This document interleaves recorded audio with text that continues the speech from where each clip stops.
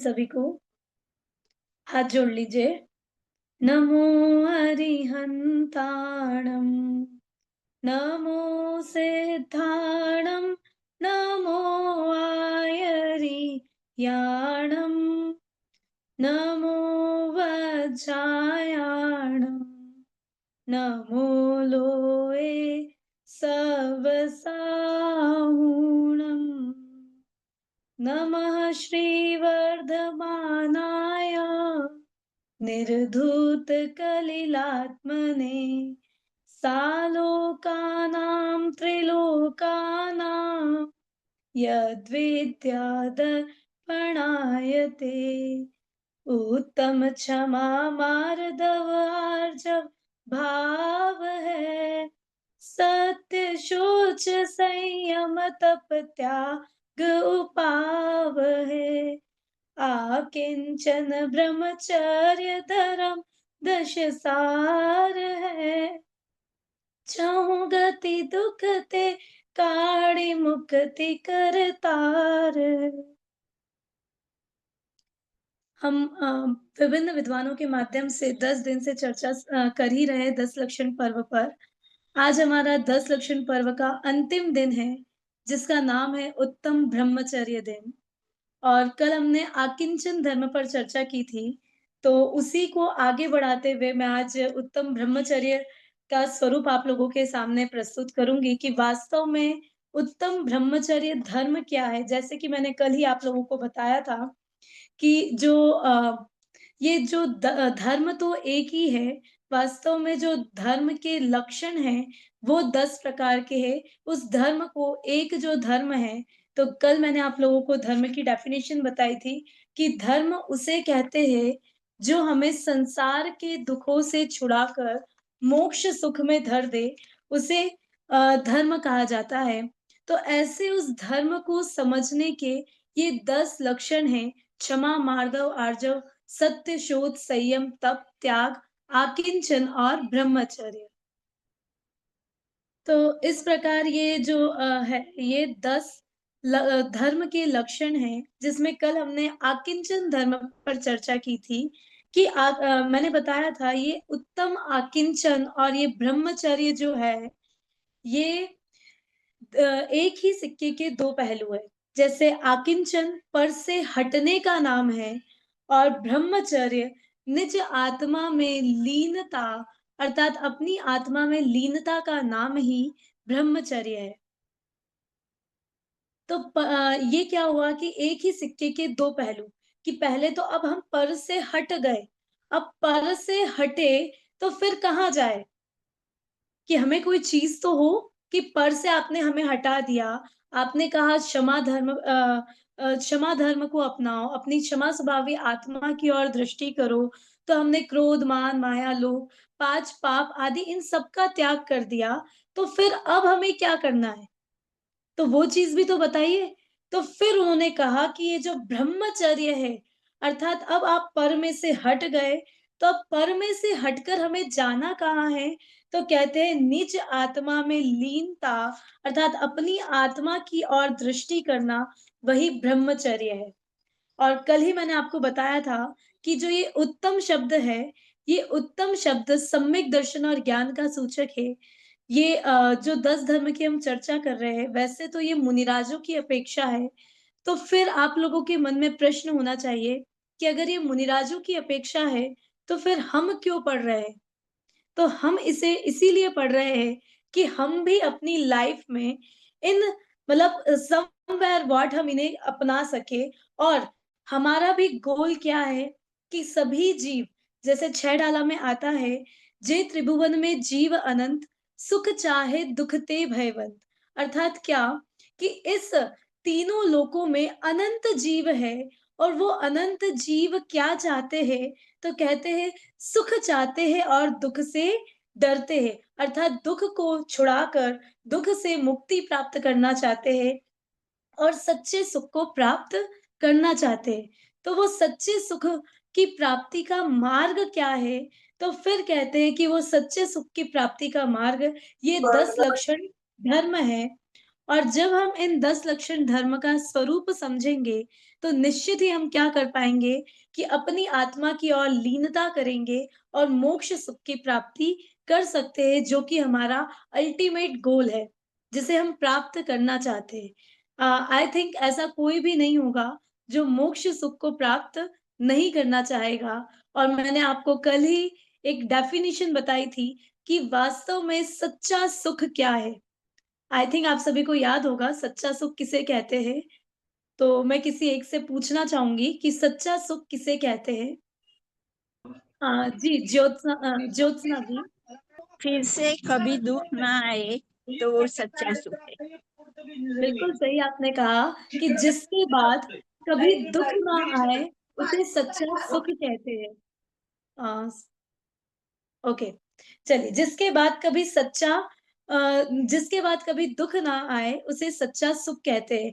जैसे हमने अनादिकाल से क्या मान रखा है कि ये पर पदार्थ मुझे सुखी करेंगे, जैसा मैंने आपको कल बताया था, उसी को थोड़ा-सा और आगे बढ़ाते हुए मैं एक एग्ज़ाम्पल से आपको एक्सप्लेन करना चाहूँगी कि जैसे किसी को रसगुल्ले बहुत पसंद है या कोई भी मिठाई आप ले सकते हैं। तो किसी को रसगुल्ले बहुत पसंद है, तो अगर हम उसे कहें रसगुल्ले खाओ और उसे रसगुल्ला दिया, तो फिर रसगुल्ले उसने खाए, उसे 10 दिए हमने, 15 दिए, 20 दिए, बट एक टाइम के बाद क्या होगा कि वो बोलेगा अब मैं इसे नहीं खा सकता। तो इसका मतलब क्या है कि जिस चीज़ में वो सुख मान रहा था, वो भी बाद में जाकर कैसा हो रहा है, कम हो रहा है। जैसे आपने एक मूवी भी देखी होगी, एक चीज़ मिलेगी वंडरफुल, उसमें भी ऐसे ही बताया है कि अगर हमें कोई चीज़ पहली बार दी जाए, तो हमें उसमें सबसे ज़्यादा आनंद की प्राप्ति होती है और फिर जैसे पहला रसगुल्ला खाया, तो हमें बहुत आनंद हुआ। फिर उसके बाद दूसरा रसगुल्ला खाया, तो वो आनंद थोड़ा-सा कम हो गया और ऐसे करते-करते, करते-करते एक टाइम वो आता है कि अब हमें रसगुल्ले से आनंद की प्राप्ति नहीं होती है और हमें ऐसा लगता है कि अब अगर हमने उसे ज़्यादा खाया, तो क्या होगा कि अब वॉमिटिंग हो जाएगी या हमारी तबीयत खराब हो जाएगी। तो जिस चीज़ में हम सुख मानते हैं, ये आप सभी पदार्थ में लगाइए कि जिन पंचेंद्रिय के विषय भोगों में हम सुख मानते हैं, वास्तव में वो सच्चा सुख नहीं है, सिर्फ़ सुखाभास है। वो हमें कुछ पल के लिए, क्षण मात्र के लिए हमें सुख का आभास देते हैं। मतलब सिर्फ़ एक हम इमेजिन करते हैं कि यस हम उससे सुखी हो जाएँगे। बट उसी से कहीं ज़्यादा अगर महँगी हमें कोई चीज़ मिल जाए या कोई और चीज़ मिल जाए जो आपको और भी ज़्यादा पसंद है, तो आप उसे छोड़कर उस चीज़ को पकड़ लेते हैं। जैसे अगर हम एक बच्चे का एग्ज़ाम्पल लें और उसे कोई खिलौना दिया हमने, उसके सामने बहुत सारे टॉयज़ रखे हैं, तो पहले तो वो एक टॉय को उठाता है और उस टॉय से खेलने लगता है। फिर जैसे ही उसका ध्यान किसी और टॉय की तरफ जाता है, तो वो उस टॉय को छोड़कर दूसरे टॉय को पकड़ लेता है। तो ऐसे ही हम भी क्या कर रहे हैं, अनादिकाल से ये पंचेंद्रिय के विषय भोगों में ही सुख मानते हैं कि पहले एक से पूर्ति नहीं हुई तो फिर दूसरा लिया, फिर दूसरे से नहीं हुई तो फिर तीसरा लिया। और जैसे मैं एक एग्जांपल देना चाहूंगी, अगर इसके पहले किसी ने नहीं दिया हो, अगर दे दिया हो तो आप लोग मुझे बता सकते हैं। जैसे हम कहते हैं, एक लाइन में भी आता है, इंद्रिय के भोग मधुर विषसम लावण्यमयी कंचन काया। अर्थात क्या हुआ कि ये जो इंद्रिय के भोग है, अर्थात ये 5 इंद्रिय के जो विषय भोग है, ये कैसे है? मधुर विष सम। मतलब कि कोई हमें शहद में लिपटा कर अगर ज़हर दे दे, तो क्या आप खा लोगे? क्या आप खाओगे उसे? नहीं खाओगे, क्योंकि हमें पता है कि वो उसके अंदर शहद में लपटाकर हमें क्या दिया जा रहा है? ज़हर दिया जा रहा है, विष दिया जा रहा है। तो सेम ऐसे ही ये पंचेंद्रिय के विषय भोग है कि जो कि कैसे है कि इंद्रिय भो हमें लगते तो बहुत मधुर है, बट वास्तव में वो कैसे है? एक विष के समान है और वो हमें दिखते सुंदर है, बट अगर हम देखें तो अगर उन्हीं के चक्करों में अगर हम पड़े रहेंगे, तो हमारा ये जो नरभव हमें मिला है, जो कि बहुत महाभाग्य से मिला है, जिसकी चर्चा आज हम करेंगे ही, वो भी कैसा हो जाएगा? व्यर्थ चला जाएगा। अब जैसे 5 इंद्रियाँ होती हैं, आप सभी को पता है, स्पर्शन, रसना, घ्राण, चक्षु और कर्ण। अब ये जो इंद्रिय है, तो स्पर्शन इंद्रिय में आपने एक एग्जाम्पल सुना होगा हाथी का, या इसके पहले लिया हो किसी ने? हाँ हो चुके हैं, एग्जाम्पल हो गए सॉरी, एग्जाम्पल हो गए, एग्जाम्पल हो हो चुके हैं, चुके हैं। ठीक है, ओके। तो जो आपने एग्जाम्पल पहले सुने थे कि जैसे स्पर्शन इंद्रिय है, तो स्पर्शन इंद्रिय के वशीभूत होकर, मतलब उसी में अटका रहकर हाथी अपनी जान गंवा देता है। ऐसे ही रसना में मछली, फिर घ्राण में भंवरा, चक्षु में पतंगा और कर्ण में हम देखते हैं हिरण। तो ये क्या करते हैं, एक एक इंद्रिय के वशीभूत होकर अपनी जान गंवा देते हैं। पर अगर हम देखा जाए, तो हम तो इन पाँचों ही इंद्रियों के वशीभूत हुए हुए हैं। और अगर वो एक इंद्रिय के वशीभूत होकर अपनी जान गँवा रहे हैं, तो हम पाँचों इंद्रियों के वशीभूत, मतलब ये पाँचों इंद्रियाँ हमें इतनी ज़्यादा अट्रैक्ट कर रही है, बट और हम उसी में अटके रहते हैं। बट ब्रह्मचर्य क्या होता है? आज हमें ब्रह्मचर्य की चर्चा करनी है, तो आप कह रहे हैं कि मैं इंद्रियों की चर्चा क्यों कर रही हूँ? तो उसका मैं बताऊँगी कि ब्रह्मचर्य, ब्रह्म अर्थात होता है आत्मा, निज शुद्धात्मा, और चर्य अर्थात होता है चर्या करना, लीनता करना। अर्थात क्या हुआ कि ब्रह्म स्वरूप आत्मा में जो अपनी निज शुद्धात्मा है, उसी में चर्या करना, लीनता करना, उसी का नाम ब्रह्मचर्य है। उसी में समा जाना, वही क्या है? ब्रह्मचर्य है। और ब्रह्मचर्य तब होता है जब हमें ब्रह्म की खबर हो। अर्थात कि जब हमें आत्मा की ही खबर नहीं होगी। ब्रह्म मतलब मैंने अभी बताया, निज शुद्धात्मा। तो जब हमें निज शुद्धात्मा की ही खबर नहीं होगी, तो ब्रह्मचर्य का पालन भी नहीं हो सकता है। हम जैसे बाहर में हम देखते हैं कि ब्रह्मचर्य किसे माना जाता है, तो मात्र एक मैथुन के त्याग को ब्रह्मचर्य माना जाता है। कि आपने क्या जैसे ब्रह्मचर्य का अपोजिट होता है, जो कि एक पाप भी है, कुशील। कुशील अर्थात क्या होता है कि हम अगर बालबोध वाली डेफिनिशन ले, तो कुशील अर्थात क्या होता है कि पराई माँ बहन को बुरी नजर से देखना, जिसे अगर मैं आज की लैंग्वेज में बोलूं, तो उसे हम कह सकते हैं बैड फीलिंग्स टुवर्ड्स अदर। अर्थात किसी के प्रति भी मन में बुरे भाव आना, उसी का नाम कुशील है। और जब कुशील का त्याग होता है, तो फिर ब्रह्मचर्य प्रकट होता है। बट ये तो व्यवहार से हुआ, ये व्यवहार का नाम है, और इसी को हम क्या मानते हैं? ब्रह्मचर्य मानते हैं। पर आज जब हम ब्रह्मचर्य धर्म की चर्चा कर रहे हैं, तो हम इसके थोड़ा-सा डीप में भी जाएँगे कि ब्रह्म की खबर होना, जब तक हमें ब्रह्म अर्थात अपनी आत्मा की खबर नहीं होगी। चलिए मैथुन का हमने त्याग कर दिया, तो मैथुन के त्याग मात्र को ही हम ब्रह्मचर्य कहेंगे? सिर्फ ऐसा है? या कहे कि सिर्फ स्पर्शन इंद्रिय के विषय भोगों का त्याग ही ब्रह्मचर्य है? मैं जो कह रही हूँ आप लोगों को समझ आ रहा है? हाँ, तो इसको हम थोड़ा-सा समझते हैं कि जैसे हम मात्र स्पर्शन इंद्रिय के विषय भोगों का त्याग ही ब्रह्मचर्य समझते हैं। बट एक्चुअल में क्या है कि पाँचों इंद्रिय के विषय भोगों का त्याग ही ब्रह्मचर्य है। क्यों? क्योंकि लिखा भी है काम भोग का त्याग, काम भोग, तो काम प्लस भोग। तो इन पांचों इंद्रियों में देखा जाए, तो जो स्पर्शन और रसना इंद्रिय है, ये कामी इंद्रिया है। और भोग अर्थात घ्राण, चक्षु और कर्ण, ये जो तीन इंद्रिया है, ये भोगी इंद्रिया है, इनसे भोग होता है। और जो स्पर्शन और रसना है, ये कामी इंद्रिया है। तो काम भोग के विषयों से विरक्ति ब्रह्मचर्य, अर्थात पांचों इंद्रिय के विषय भोगों से विरक्ति, उसका नाम ही क्या है? ब्रह्मचर्य है। और आज तो चतुर्दशी है, तो उसका मतलब ही क्या है? चतुर्दशी हमें क्या प्रेरणा देती है? चतुर्दशी जिसे हम कहते हैं, अपने में लीन होने के लिए चतुर्दशी मनाई जाती है। जैसे कि आज वासुपूज्य भगवान का निर्वाण कल्याणक भी है, मोक्ष कल्याणक।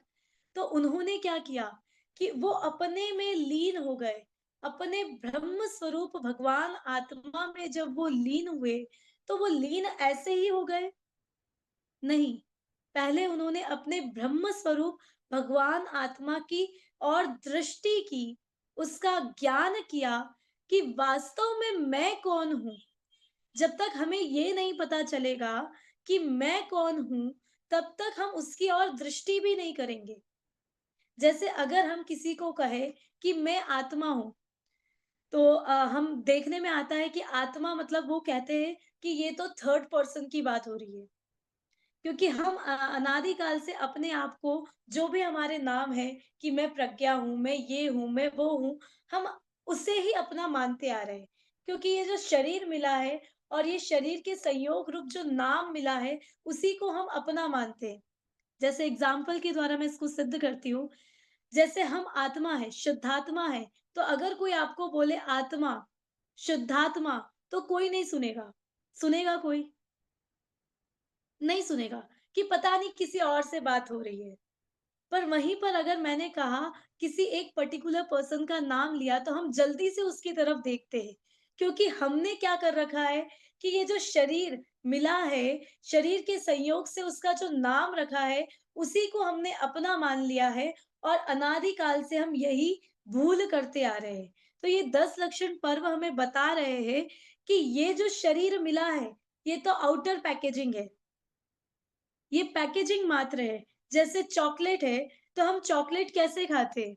या कोई फ्रूट है, जैसे बनाना लिया आपने, तो बनाना कैसे खाते हो? उसके छिलके सहित खा लेते हैं हम? नहीं, बनाने के छिलके को हटा देते हैं क्योंकि हम जानते हैं कि छिलका अलग है और उसके अंदर जो बनाना है, एक्चुअल बनाना जो है, जिसे हमें खाना है, वो अलग है। वैसे ही वो जो बनाने की रैपिंग थी वो तो। ऐसे ही क्या है कि आत्मा तो इसके अंदर है और वही मैं हूँ और ये जो शरीर है, ये तो आउटर पैकेजिंग है। तो हमें इस जैसे हम उसमें भेद ज्ञान करते हैं कि बनाना अलग है और बनाने का छिलका अलग है, वैसे ही हमें यहाँ क्या करना है कि मैं अलग हूँ और ये जो शरीर है, ये आउटर पैकेजिंग जो है, ये अलग है। और जब तक ये भेद ज्ञान नहीं होगा, तब तक हम अपनी आत्मा की ओर दृष्टि नहीं कर पाएँगे, क्योंकि ये भेद ज्ञान होना ज़रूरी है। भेद ज्ञान होना क्यों ज़रूरी है? क्योंकि जब तक जो चीज़ हम जो है, मेरा स्वरूप जो है, जब तक मैं उसे समझूँगी ही नहीं, उसका श्रद्धान ही नहीं करूँगी, तब तक मुझे उसका ज्ञान नहीं होगा और जब तक ज्ञान नहीं होगा, तब तक लीनता नहीं होगी। तो अभी तक मैं समझती हूँ कि हमने जो 9 दिन में चर्चा की है, तो एट लीस्ट हमें इतना तो पता चल गया है, कल भी जैसे मैंने आपको बताया था कि पर पदार्थ भिन्न है, तो पर पदार्थ की तो क्या ही बात करें, जब ये शरीर ही हमसे भिन्न है। क्योंकि जब हम अगली पर्याय में जाते हैं, जब हम अगले भव में जाते हैं, तो क्या ये शरीर हमारे साथ जाता है क्या? ये शरीर हमारे साथ नहीं जाता है। इसको मैं एक और एग्ज़ाम्पल से आपको बताती हूँ क्योंकि आकिंचन और ब्रह्मचर्य ये दोनों ही मैंने आपको बताया सिक्के के 2 पहलू हैं। जब तक आकिंचन समझ नहीं आएगा, ब्रह्मचर्य समझ नहीं आ सकता। तो दोनों की आज मिली-जुली ही चर्चा होगी हमारी। एक एग्ज़ाम्पल देती हूँ, एक राजा थे और वो राजा की 4 पत्नियाँ थीं। क्या कहा मैंने? एक राजा थे और राजा की 4 पत्नियाँ थीं। अब 4 पत्नियाँ थी तो वो 3 पत्नी से तो बहुत प्रेम करते थे और एक चौथी पत्नी से इतना प्रेम नहीं करते थे। अब एक बार उन्हें बहुत गंभीर बीमारी हो गई और गंभीर बीमारी हो गई तो अब उनका ऐसा मतलब टाइम निकट आ गया कि अब उनका मरने का काल आ गया था। तो अब वो फिर सोचते हैं कि मैं तो मरने वाला हूँ, तो अब मैं जब भी जहाँ पर भी जाऊँगा, नेक्स्ट पर्याय में अगर मैं जाऊँगा, तो अब अकेले जाऊँगा तो मुझे मज़ा नहीं आएगा। तो मैं अपनी कोई पत्नी को लेकर जाता हूँ। तो एक-एक करके मैं पत्नी से पूछता हूँ कि वो मेरे साथ चलेंगी कि नहीं चलेंगी। अब मैं पत्नी से इतना प्रेम करता हूँ, तो अ, श शायद वो मेरे साथ चल दें, क्योंकि अकेले जाने में तो मुझे मज़ा नहीं आएगा। तो फिर वो एक-एक करके अपनी पत्नियों को बुलाता है। अब सबसे पहले उसने पहली पत्नी को बुलाया और पहली पत्नी को जिसको वो सबसे ज़्यादा प्रेम करता था, तो पहली पत्नी को बुलाया और फिर बुलाकर बोलता है कि मैं तो मरने वाला हूँ, क्या तुम भी मेरे साथ मरोगी और मैं जहाँ जाऊँगा वहाँ मेरे साथ चलने को तुम तैयार हो? तो फिर वो पहली पत्नी बोलती है कि महाराज आप ये क्या बोल रहे हैं? मैं आपके साथ अगले भव तक तो नहीं जा सकती, आप जहाँ जा रहे हो, मैं वहाँ तक तो नहीं जा सकती, मैं आपके साथ सिर्फ़ और सिर्फ़ शमशान तक जाऊँगी। तो फिर उसको थोड़ा दुःख होता है कि अब ये तो मान ही नहीं रही है, तो फिर वो दूसरी पत्नी को बुलाता है और फिर दूसरी पत्नी आती है, तो वो भी बोलती है, अब दूसरी पत्नी से पूछता है सेम क्वेश्चन, तो दूसरी पत्नी बोलती है, महाराज मैं आपके साथ वहाँ अगले भव तक तो नहीं जाऊँगी, पर हाँ, मैं शमशान के बाहर तक ज़रूर आपके साथ चलूँगी। तो उसको फिर और दुःख होता है, फिर वो तीसरी पत्नी को बुलाता है। तो फिर तीसरी पत्नी को जब बुलाता है, सेम क्वेश्चन करता है, तो तीसरी पत्नी बोलती है कि महाराज आप ये क्या कह रहे हो? मैं तो आपके साथ कहीं नहीं जाने वाली हूँ, आप तो जैसे ही मरोगे, मैं तो दूसरी शादी कर लूँगी, तो मैं आपके साथ कहीं पर भी नहीं जाने वाली हूँ। फिर अब राजा को बहुत बुरा लगता है। फिर वो कहता है अब चौथी पत्नी को तो मैं प्यार ही नहीं करता था, तो अब फिर भी एक बार मैं बुलाकर उससे पूछ लेता हूँ कि क्या वो मेरे साथ चलेगी? तो फिर अब जब वो चौथी पत्नी को बुलाते हैं, तो चौथी पत्नी बोलती है कि जी महाराज आप जहाँ जाओगे मैं आपके साथ चलूँगी क्योंकि मैंने तो आपसे शादी की है और शादी की है तो 7 जन्मों का हमारा बंधन है, तो मैं तो आप जहाँ जाओगे मैं भी आपके साथ चलूँगी। इस प्रकार वो बोलती है। अब इससे हमें मीनिंग क्या निकलता है कि वो जो पहली पत्नी थी, वो पहली पत्नी हमारा शरीर है। पहली पत्नी कौन है? हमारा शरीर है, जो सिर्फ़ और सिर्फ़ कहाँ तक जाएगा? शमशान तक जाएगा। शमशान के आगे शरीर हमारे साथ नहीं जाता है। जाता है क्या? नहीं क्योंकि जाता है। शरीर नहीं जाता है। शरीर अलग है और मैं अलग हूँ और शरीर तो यहीं रह जाएगा और मैं अगले भव में चला जाऊँगा। तो वो पहली पत्नी तो शरीर थी, जो कि हमारे सिर्फ़ शमशान तक साथ जाता है। फिर जो दूसरा था कि शमशान के बाहर तक ही जाऊँगा मैं तो वो हमारे रिलेटिव से, हमारे परिवारजन हैं, हमारे मित्र हैं, जो हमें सिर्फ़ शमशान के वो बाहर तक छोड़ने आएँगे और उसके बाद वो अपने-अपने रास्ते अलग हो जाते हैं। फिर जो तीसरी पत्नी है जिसने कहा था कि नहीं महाराज मैं तो आपके साथ कहीं पर भी नहीं जाने वाली हूँ, आप मरोगे वैसे ही मैं तो दूसरी शादी कर लूँगी। तो वो कौन है कि वो ये पर पदार्थ है, मकान, रुपया, पैसा, बैंक बैलेंस जिसको हमने अपना मान रखा है, ये वो सब चीज़ें। और जैसे ही हमारा मरण होता है, तो वो हमारा बैंक बैलेंस, मकान वग़ैरह ये सब किसी और का हो जाता है। और फिर जो वो चौथी पत्नी थी, जिसने कहा कि मैं तो आपके साथ आप जहाँ जाओगे मैं आपके साथ वहाँ तक चलूँगी, तो वो हमारा आत्मा है। जो आत्मा ही क्या है, वही मैं हूँ और वही हमेशा हमारे साथ रहने वाला है और हम उस आत्मा को ही अपना नहीं समझते और वही कैसा है, अजर अमर है। अर्थात जिसका ना ही उत्पाद होता है और ना ही जिसका व्यय होता है, ऐसा ये हमारा आत्मा है जो सदा काल ध्रुव एक सा बना रहता है, ना ही जिसका मरण है और ना ही जिसका व्यय है। तो ऐसा वो आत्मा मैं हूँ और जब हम ऐसा समझेंगे कि मैं तो कैसा हूँ कि मैं अजर, अमर, अविनाशी हूँ, मेरा कभी मरण नहीं होता है, मेरा कभी जन्म भी नहीं होता है और जब हम ये जानेंगे और जब इसका हमें दृढ़ श्रद्धान हो जाएगा, तब ही हम आत्मा में लीनता कर पाएँगे और जब हम उस आत्मा में लीनता करेंगे, तभी क्या होगा? ब्रह्मचर्य धर्म प्रकट हो पाएगा। तो ये ब्रह्मचर्य धर्म हमें यही सीख देता है। एक चीज़ और मैं बताती हूँ। अब जैसे हमने क्या कहा, स्टार्टिंग में मैंने एक लाइन कही थी कि जो स्पर्शन इंद्रिय के विषयों की त्याग की बात कही है कि हम अनादि काल से यही मान रहे हैं कि ब्रह्मचर्य अर्थात क्या? तो पहले तो हम व्यवहार से चर्चा करते हैं कि ब्रह्मचर्य क्या है।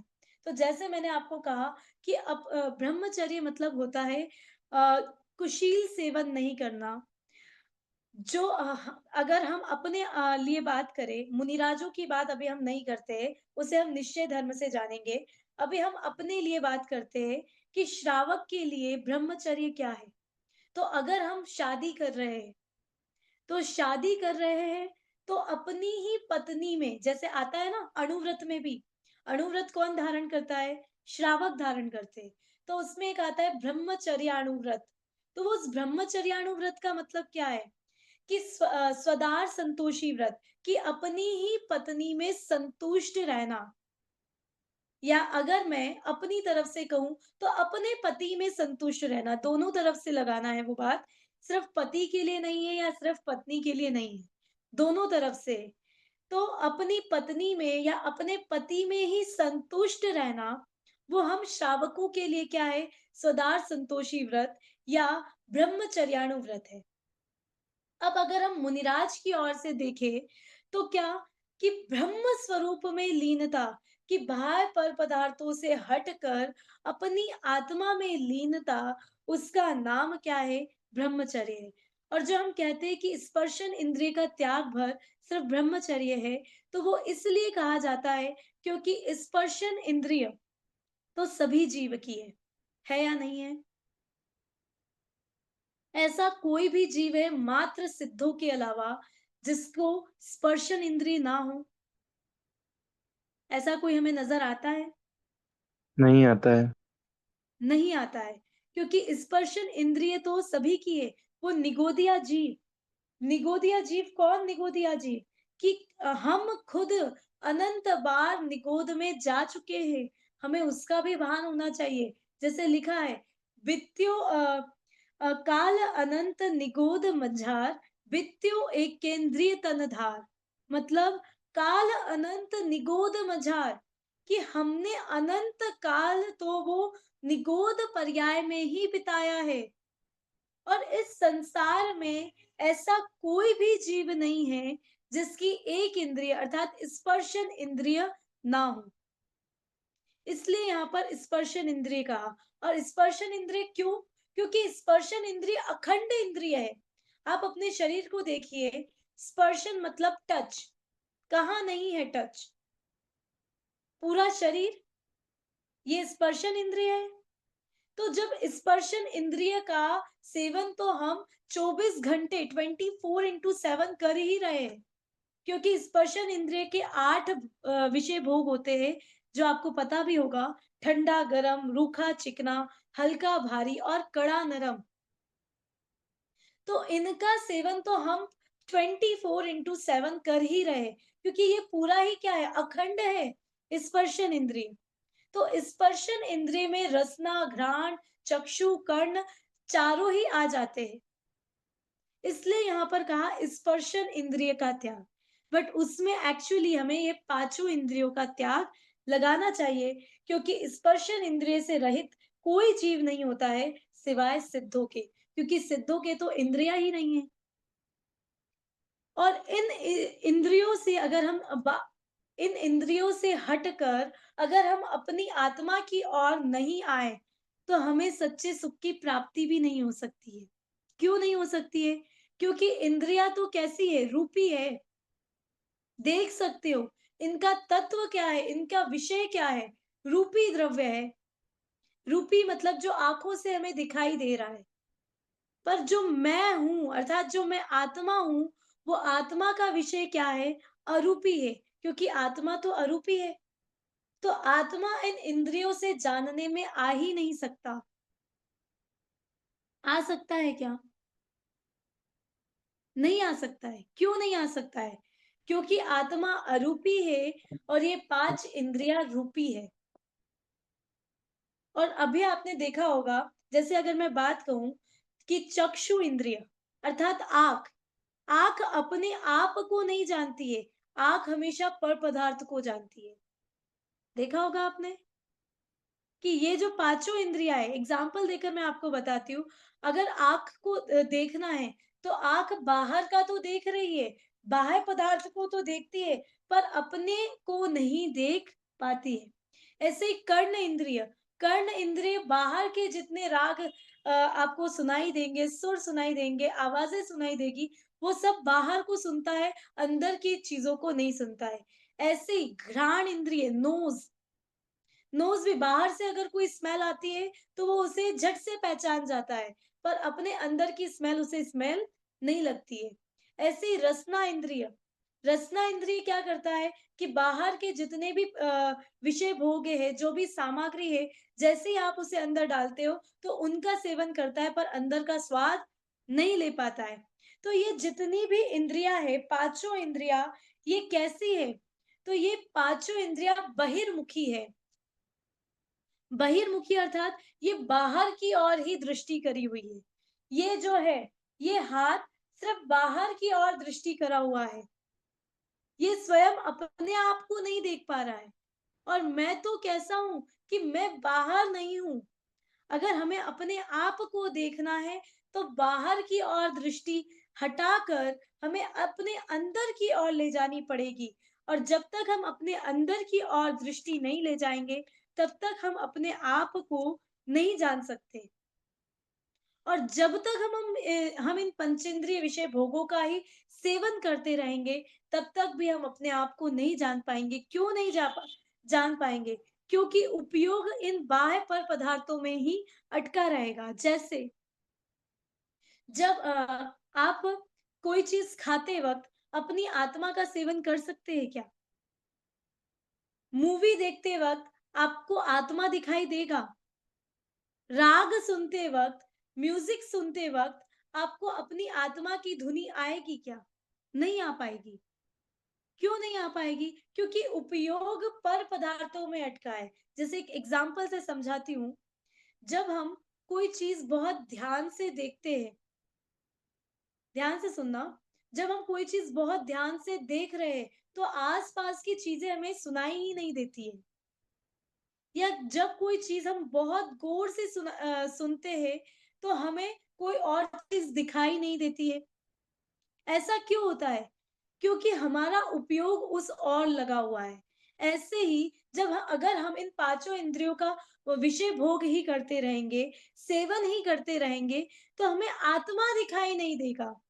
तो अगर हमें अपने आप को जानना है, आत्मा को देखना है, तो आत्मा को देखने के लिए हमें इन पर पदार्थों से दृष्टि हटानी पड़ेगी। उपयोग जो बाहर में लगा है, उस उपयोग को खींचकर हमें अपने अंदर डालना पड़ेगा। और आपको एक चीज और मैं बताती हूँ, ये इंद्रियों की बात हम क्यों कर रहे हैं?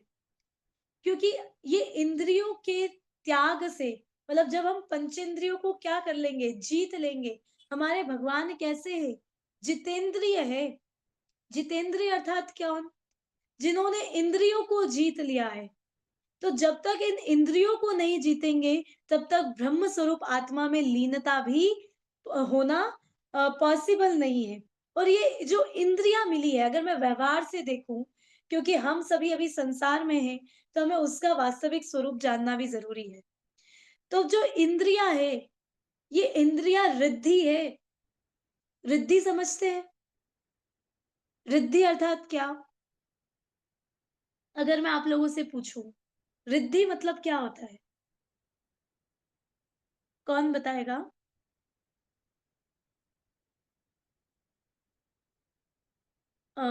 एनीवन, मतलब रेज हैंड कर लीजिए आप।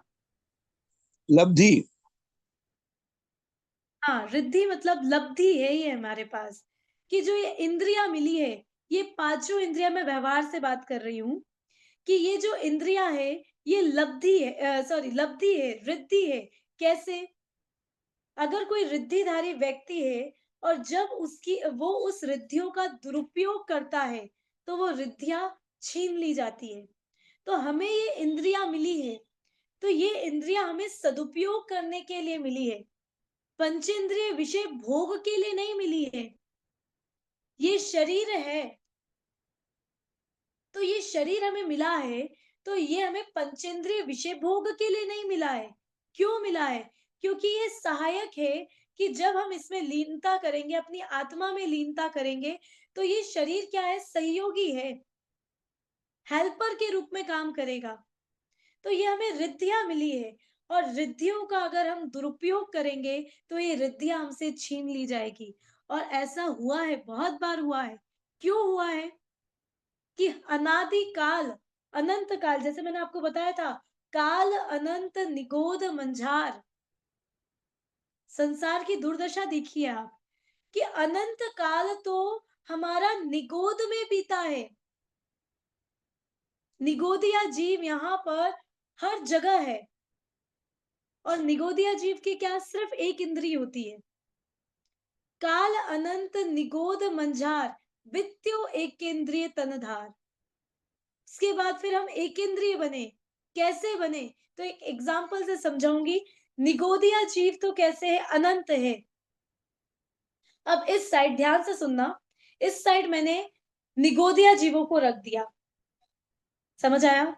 इस साइड मैंने निगोदिया जीव को रखा और इस साइड मैंने एकेंद्रिय जीव, 2 इंद्रिय, 3 इंद्रिय, 4 इंद्रिय, असंगी पंचेंद्रिय और संगी पंचेंद्रिय जीवों को रखा। अब जो मैं कहना चाहती हूँ आप लोग ध्यान से सुनिएगा।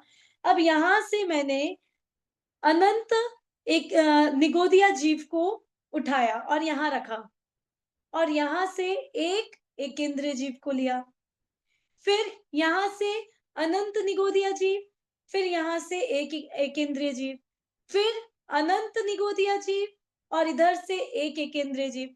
तो हम देखेंगे कि निगोदिया जीव तो अनंत अनंत अनंत ही हमें दिखाई दे रहे, पर यहाँ एकेंद्रिय जीव खत्म हो गए। फिर ऐसे करते करते हमने 2 इंद्रिय जीव लिए, 3 इंद्रिय जीव लिए, 4 इंद्रिय लिए, असंगी पंचेंद्रिय लिए और फिर संगी पंचेंद्रिय लिए और वो सब खत्म हो जाते हैं, पर हम देखते हैं कि निगोदिया जीव तो अनंत अनंत अनंत इस संसार में ठसाठस भरे हुए हैं। इसका मतलब क्या है कि वो निगोदिया जीव, उनकी संख्या कितनी है और उनमें से हम भी निगोद में गए। जैसे पॉपकॉर्न बनाते हैं तो पॉपकॉर्न बनाते समय क्या होता है कि एक आधी जो मक्का होता है वो उछलकर बाहर आ जाता है।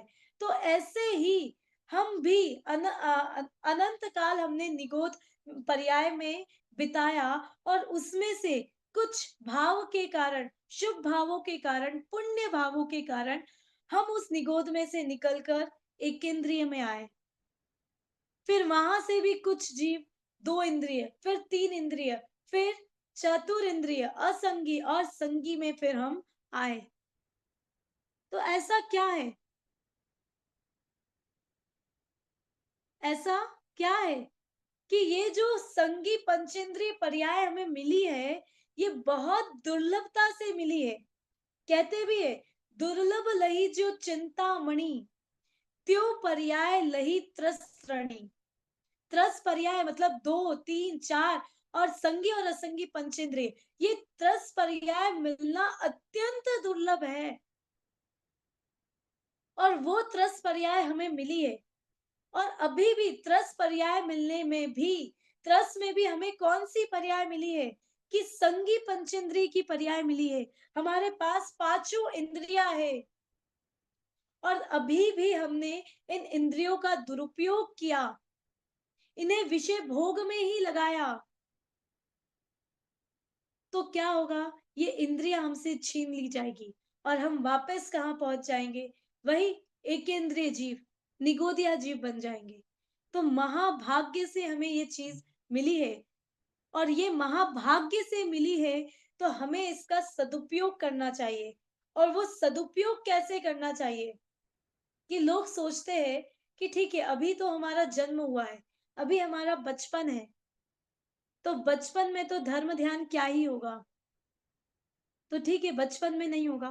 फिर युवा आ जाती है और युवा पीढ़ी आने के बाद हम सिर्फ कमाने धमाने में लगे रहते हैं, अपनी इच्छाओं की पूर्ति में लगे रहते हैं और किस में लगे रहते हैं कि कहते हैं तरुण समय तरुणी रत रहो। मतलब जो ये युवा अवस्था है, ये हमारी विषय भोग में ही निकल जाती है, काम भोग में ही निकल जाती है और फिर जीव सोचता है कि मैं बुढ़ापे में धर्म ध्यान करूंगा।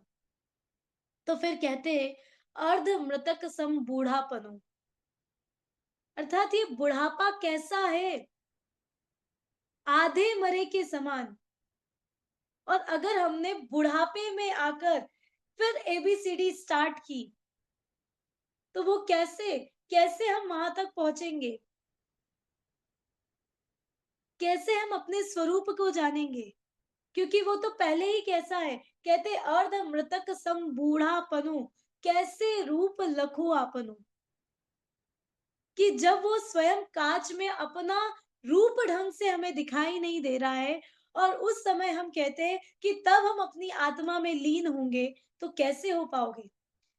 जब हम आईने में खड़े रहकर अपने को नहीं देख पा रहे, तो अपनी आत्मा को कैसे देख पाएंगे? क्योंकि वो तो आधे मरे के समान है ना। और बुढ़ापा कैसा होगा? लाइन के साथ बताती हूँ। जब आंख पे पड़ेगा जाला, नाक से बहेगा नाला, लाठी से पड़ेगा पाला, कानों पे पड़ेगा ताला, सभी इंद्रियों का निकलेगा दिवाला, ऐसी अवस्था में क्या करेगा लाला। अर्थात क्या कहा कि ये बुढ़ापे में धर्म ध्यान करने तब हम शुरू करेंगे, ऐसा पॉसिबल नहीं है। कोई कहते हैं हम मरण समय कर ले बस। तो जब आपको स्टार्टिंग से एबीसीडी नहीं पता है, अगर जैसे मैं कहूं आपको आईएएस बनना है, इंजीनियरिंग की तैयारी करना है, तो आप देखते हैं बच्चे इंजीनियरिंग की तैयारी कब से करते हैं? 5th क्लास से। आजकल 5th क्लास से बच्चे इंजीनियरिंग की तैयारी करना शुरू कर देते हैं। क्यों? क्यों? इंजीनियरिंग तो अभी थोड़ी ना, आफ्टर कॉलेज स्टार्ट होगा, मतलब आफ्टर 12th स्टार्ट होगा। और पर वो बच्चा इंजीनियरिंग की तैयारी 5th क्लास से शुरू कर देता है। क्यों? कि जब तक अभी से वो बेस नहीं बनाएगा, तब जाकर आगे तो वो बेस यहाँ पर बनाएगा, तब आगे जाकर वो इंजीनियरिंग क्लियर कर पाएगा। तो ऐसे ही कि अगर अपनी आत्मा में लीन होना है, सच्चे सुख की प्राप्ति करना है, तो उसके लिए बेस हमें बुढ़ापे में नहीं बनाना है। उसके लिए बेस हमें अभी से बनाना पड़ेगा।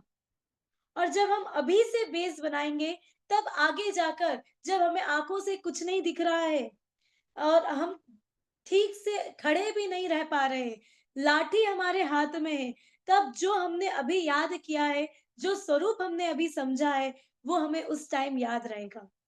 और जब हम तब पढ़ने की कोशिश करेंगे, तो कुछ भी नहीं कर पाएंगे। तो ऐसे ही ये ब्रह्मचर्य कि ये जो 10 लक्षण धर्म है, तो ये 9 दिन में तो हमें बता दिया कि ये जो कषाय है, कषाय भावों को छोड़ना है, ये सब करना है। तो फिर अंत में ये जो 10वां दिन है, ये हमें यही प्रेरणा दे रहा है कि इन सब से हटकर अब क्या कर।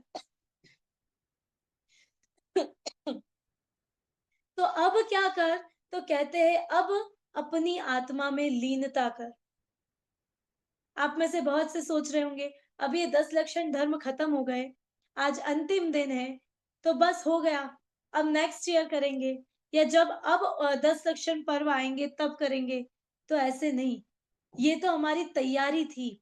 जैसे वो 5th क्लास में बेस बनना शुरू होता है, तो समझो ये 10 लक्षण धर्म, ये 10 दिन हमारे बेस के थे। अब हमें नित्य क्या करना है, उसकी आराधना करनी है। कल ही मैंने बताया था कि जो अनुप्रेक्षा है, 12 भावना है, कि 12 भावना क्या करना है कि नित्य भाने की वो 12 भावना है, अनुप्रेक्षा है, उसका नित्य चिंतन करना पड़ेगा। और जब हम नित्य उसका चिंतन करेंगे, तब जाके वो बात हमारे दिमाग में बैठेगी। जैसे किसी बच्चे को अगर बार-बार एक ही चीज़ रिपीट करी जाए, तो उसे वो चीज़ याद हो जाती है। होती है या नहीं होती है?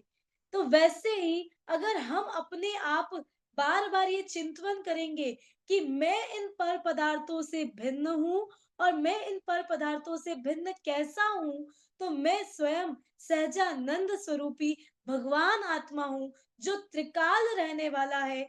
मेरा कभी जन्म नहीं होता है, मेरा कभी मरण नहीं होता है। और जब हम इसे रोज डेली चिंतवन करेंगे, तब जाके वो बात हमारे दिमाग में बैठेगी। और जब वो बात हमारे दिमाग में बैठ गई, तो हमें वो चिंतवन होना शुरू हो जाएगा कि हाँ, क्योंकि एक बार अगर रिपीट करी जाए बात एक ही बार, बार-बार, बार-बार, तो वो हमें महसूस होने लगती है। हम अपने आप को वैसा ही समझने लगते हैं।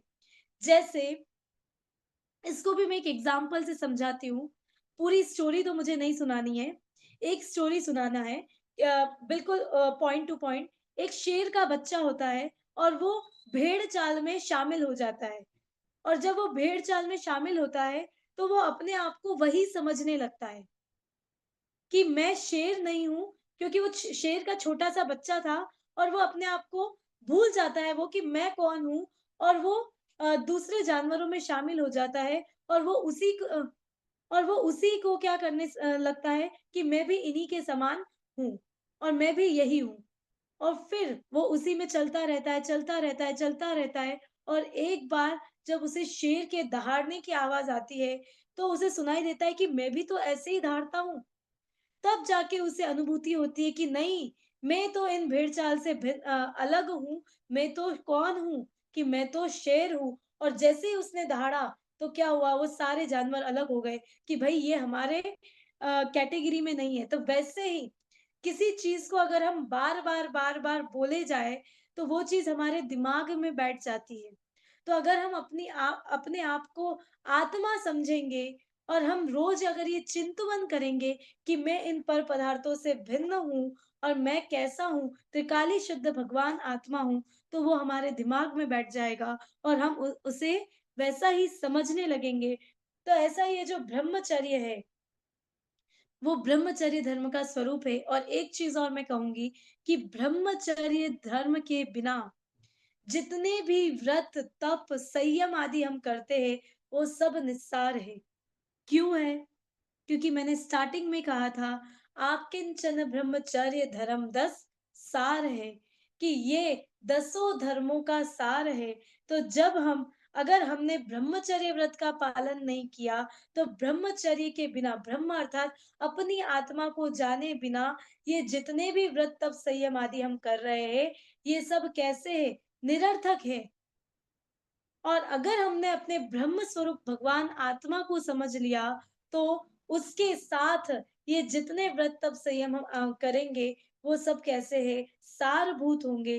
तो निश्चय से तो ब्रह्म अर्थात अपनी आत्मा में लीनता, और व्यवहार से अब्रह्म अर्थात जो काम सेवन है, उन सब का त्याग, वही क्या है? ब्रह्मचर्य है। और आपने एक स्टोरी भी सुनी होगी, और नहीं सुनी है तो आप वो पढ़िएगा। वो मैं स्टोरी यहाँ पर नहीं सुनाती हूँ। एक विजय सेठ और एक विजया सेठानी थी, और दोनों ने शादी की, और पहले उन्होंने ब्रह्मचर्य का नियम लिया था। तो विजय सेठ ने शुक्ल पक्ष में ब्रह्मचर्य व्रत से रहूंगा, ऐसा नियम लिया था, और विजया सेठानी ने कृष्ण पक्ष में मैं ब्रह्मचर्य से रहूंगी, इस प्रकार नियम लिया था। अब दोनों को पता नहीं था कि इनका ब्रह्मचर्य का नियम है।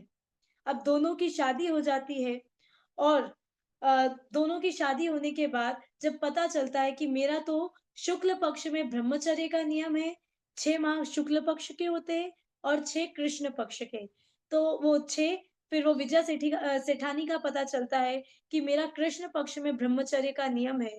तो अब ऐसे करके वो नव दंपत्ति होते हुए भी ब्रह्मचर्य से रहने लगे।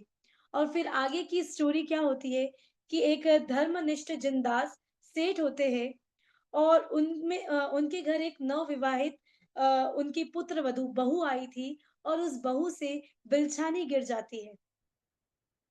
बिलछानी मतलब हम पानी छानते हैं, और उसके बाद वो बिलछानी गिर जाती है, तो अनंत जीवों की हिंसा होती है। तो वो बिलछानी गिर जाती है, तो धर्मनिष्ठ जो जिनदास सेठ थे, वो मुनिराज के पास जाते हैं और उनसे पूछते हैं कि ऐसा हुआ है तो इसका प्रायश्चित क्या है? तो फिर वो कहते हैं, और वो चंदोवा काला पड़ जाता है। तो वो बिलछानी गिर जाती है, और फिर वो मुनिराज के पास जाते हैं, और फिर वो उनसे पूछते हैं कि मुझे इसका प्रायश्चित दो। तो मुनिराज कहते हैं कि आपको ब्रह्मचर्य जो अखंड पालन कर रहे हो, ऐसे दंपत्ति को भोजन कराना है। तो फिर और ऐसा करोगे तो प्रायश्चित पूर्ण हो जाएगा। तो फिर वो नगर-नगर से श्रेष्ठी जन आते हैं, और पर वो सभी को भोजन कराते हैं, पर वो चंदोवा काला का काला ही रहता है। तो फिर विजय सेठ और सेठानी जब भोजन करने आते हैं, तो जैसे ही वो भोजन करते हैं, तो वो चंदोवा कैसा हो जाता है? सफेद हो जाता है और इस प्रकार सब उनकी जय जयकार करने लगते हैं। तो वो कहाँ शादी करने के बाद भी वो अखंड ब्रह्मचर्य का पालन करते हैं।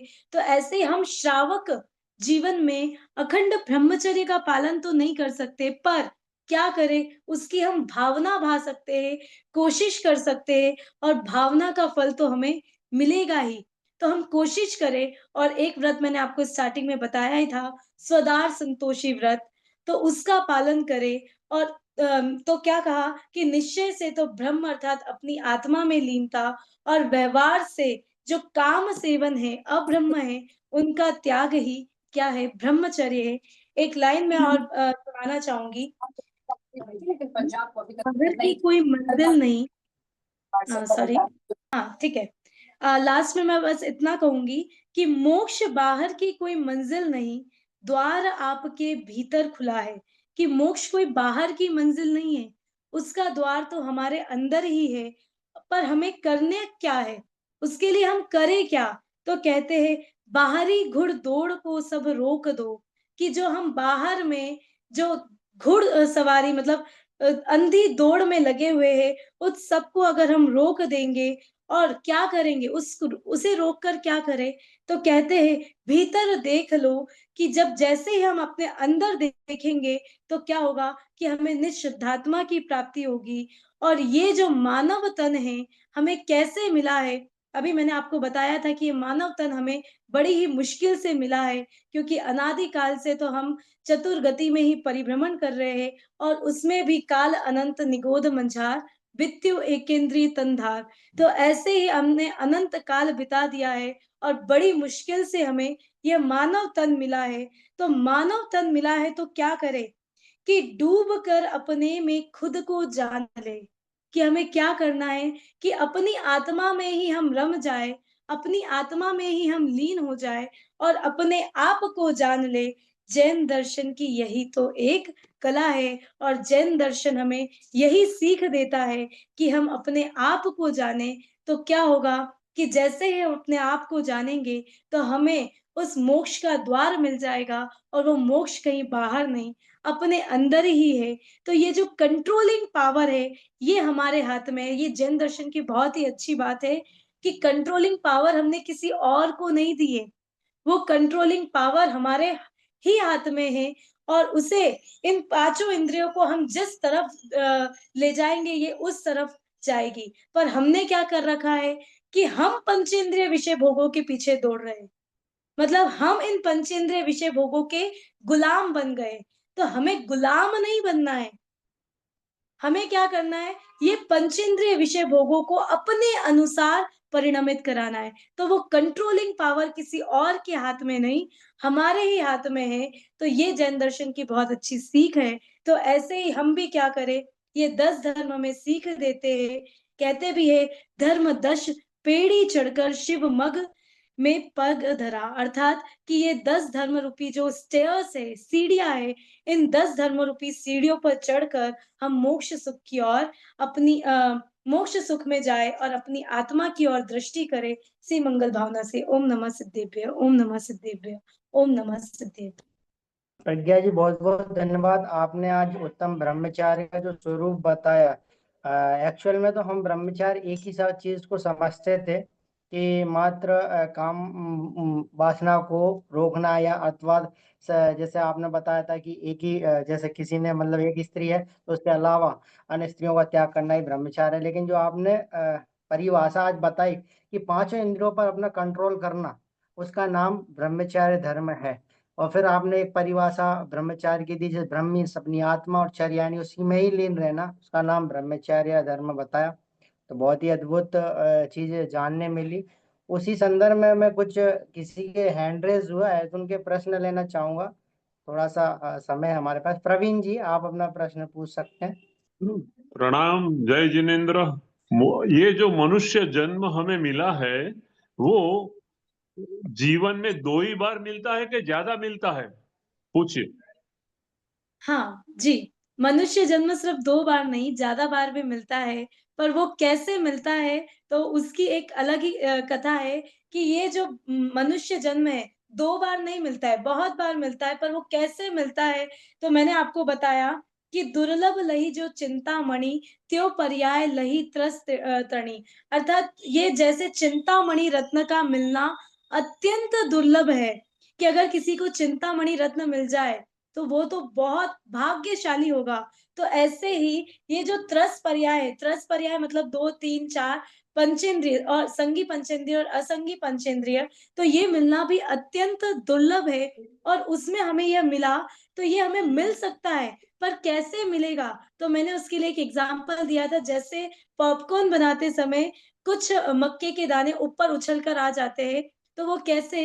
कि हमारे पुण्य उदय से हम बाहर आ जाते हैं, तो उसमें भी फिर लट, पिपील, 2 इंद्रिय, 3 इंद्रिय, चतुर इंद्रिय, फिर बड़ी मुश्किल से बहुत महाभाग्य से मतलब हम सबका क्या पुण्य का उदय होगा कि उस पुण्य के उदय से हमें ये पंचेंद्रिय पर्याय मिली और संगी पंचेंद्रिय पर्याय मिलने के बावजूद भी हम देखते हैं बहुत से जीव है कि जो अन्य जगह पर अटके ही रहते हैं उसमें भी हमें सच्चा मार्ग मिला और सच्चे मार्ग में हम जिनवाणी सुन पा रहे हैं तो ये हमारा महाभाग्य है तो ये मिलता है पर कैसे कि जन्म के बहुत अधिक भव नहीं होते हैं, पर मिलते हैं सिर्फ़ 2 तो नहीं होते, ज़्यादा ही होते हैं और वो अलग-अलग कालखंड के अकॉर्डिंग है, वो कन्यान योग में पूरा विषय आता है।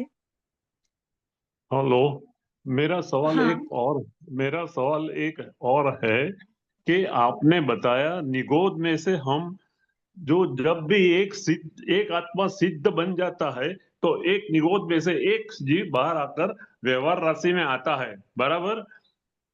हाँ, तो अभी हम मनुष्य जन्म सार्थक नहीं कर पाए, हमें सम्यक ज्ञान नहीं मिला, तो हमें फिर से निगोद में जाना पड़ेगा।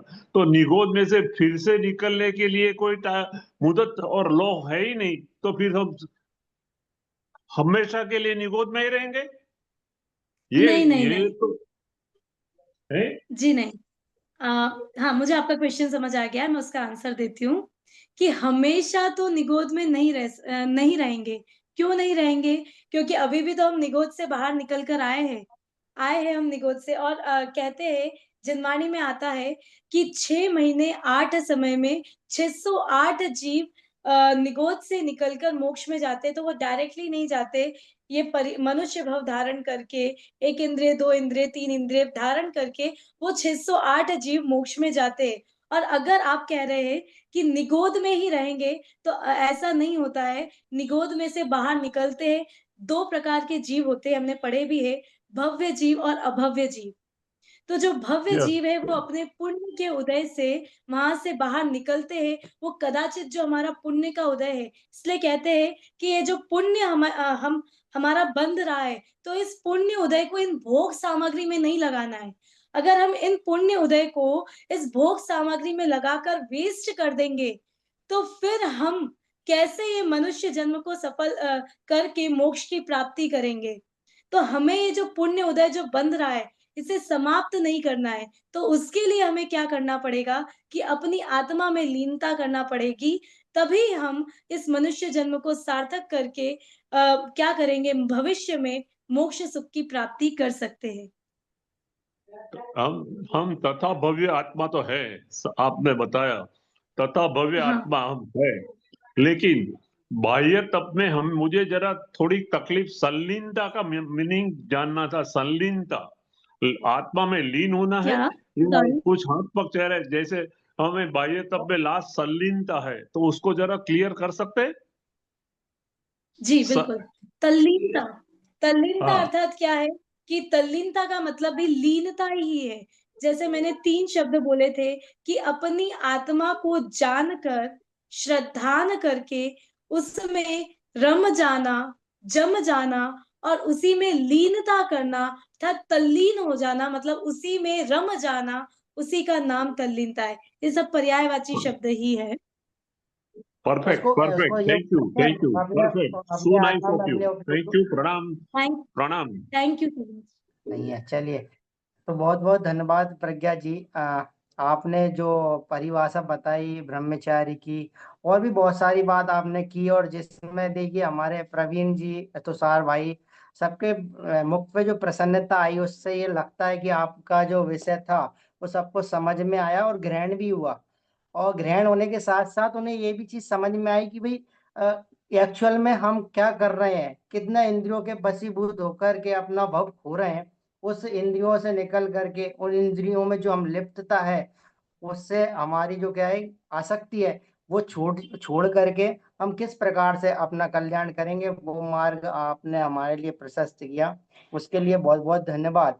और मैं आपका विशेष रूप से धन्यवाद ज्ञापित करना चाहूंगा कि ये पर्यूषण पर्व में वैसे भी आप इतनी व्यस्त रहते हैं, पाठशाला का कार्य कर रहे हैं, बच्चों को पढ़ाने का सांस्कृतिक कार्यक्रम में आपकी भागीदारी रहती है। उस समय उसमें से समय निकाल करके आपने द जैन फाउंडेशन के मंच पर आए और हमारे सभी श्रोताओं को समय दिया। उन सभी श्रोताओं की ओर से भी मैं आपका बहुत बहुत धन्यवाद ज्ञापित करना चाहूंगा। और द जैन फाउंडेशन के मंच के सभी सदस्यों की ओर से भी आपका बहुत बहुत धन्यवाद। और आशा रहेगी कि आप जिस तरीके से आज हमारे लिए चीज समझाई है, जो टॉपिक आपने उत्तम ब्रह्मचार्य का खुलासा किया, इस प्रकार से आप हमारे लिए और भी नए नए विषय लेकर के इस मंच पर आएंगे और हमारे श्रोताओं के लिए समझाएंगे, ऐसी हम आपसे आशा रखते हैं, अपेक्षा रखते हैं। और आपका बहुत बहुत धन्यवाद ज्ञापित करना चाहेंगे। इसी के साथ आज के इस व्याख्यान को हम काम करते हैं। तो करूंगा प्रज्ञा जी, आप मंगल पाठ कीजिए। जी बिल्कुल। अरिहंत सिद्ध सूरि उपाध्याय साधु सर्व, अर्थ के प्रकाशी मांगलिक उपकारी है। तीन को स्वरूप जान, रागते भई जो भक्ति, काय को नमाए स्तुति को उच्चारी है। धन्य धन्य तुम ही से काज सब आज भय, कर जोरी बार बार वंदना हमारी है। मंगल कल्याण सुख ऐसो हम चाहत है, हो मेरी ऐसी दशा जैसी तुम धारी है। हो मेरी ऐसी दशा जैसी तुम धारी हो। जय जिनेंद्र। जय जिनेंद्र, बहुत बहुत धन्यवाद जय प्रज्ञा जी। जिनेंद्र और ma'am, thank you so much.